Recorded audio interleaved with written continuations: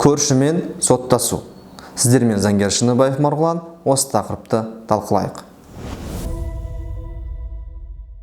Көршімен соттасу бірнеше сұрақтар туындауы мүмкін. Яғни забор дұрыс салынбауы мүмкін, үй жақын салынуы мүмкін, қора навес жақын салынуы мүмкін, болмаса септик сіздің аулаңызда болып қалуы мүмкін. Осындай дау туғанда не істейміз?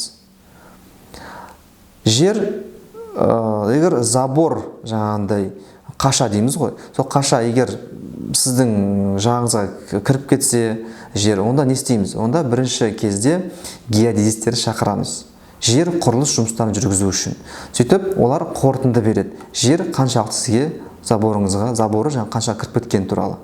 Егер жаңа забор қаша кіріп кеткен болса, геодезист өз қорытындысын берген болса, онда сотқа жүгініп, сот арқылы жаңағы заборды қашаны орнына келтіру туралы талап қоюыңызға болады. Әрине сот 1-2 ай жүруі мүмкін, содан кейін бірақ шешімін шығарады, егер забор сіз жақ кіріп кеткен болса. Кей кезде үйді жақын салып тастау мүмкін көршіңіз, қанша қашықтықта үй салыну керек? Сіздің шекараңыздан кем дегенде 2,5 метрден кейін үй салыну керек. Яғни капитальное строительство деп аталынатын үй, ол 2,5 метр болу керек. Ал егер навес болмаса қораны сіздің шекараңызға жақындатып салып қойса, не істейсіздер? Қандай қашықтықта салыну керек?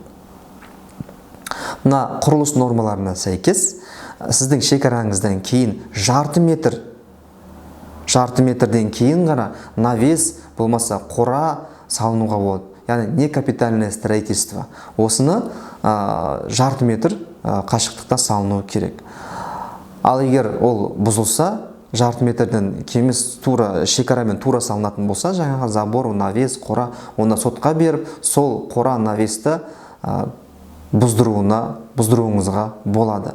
Ал егер сіздің жеріңізде көршіңіздің септигі, яғни дәреттің нәрісі бәрі септик сіздің территорияңызда тұрса, онда не істейсіз?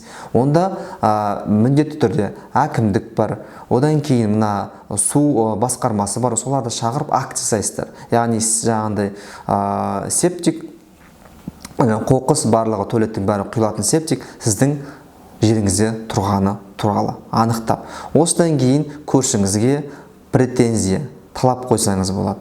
Егер жауап бермесе, ары қарай сот арқылы ол канализацияны, септикті жауып тастауға шешім шығарып, соттасып, соттың шешімінің негізінде сол септикті жауып тастауға хақыңыз бар. Сіздермен болған заңгер Шыныбаев Марғұлан. Подписка жасып, лайк басуды ұмытпаңыздар. Өле жегенше бөле же деген қазағымыз айтқандай, видеомен бөлісе отырыңыздар.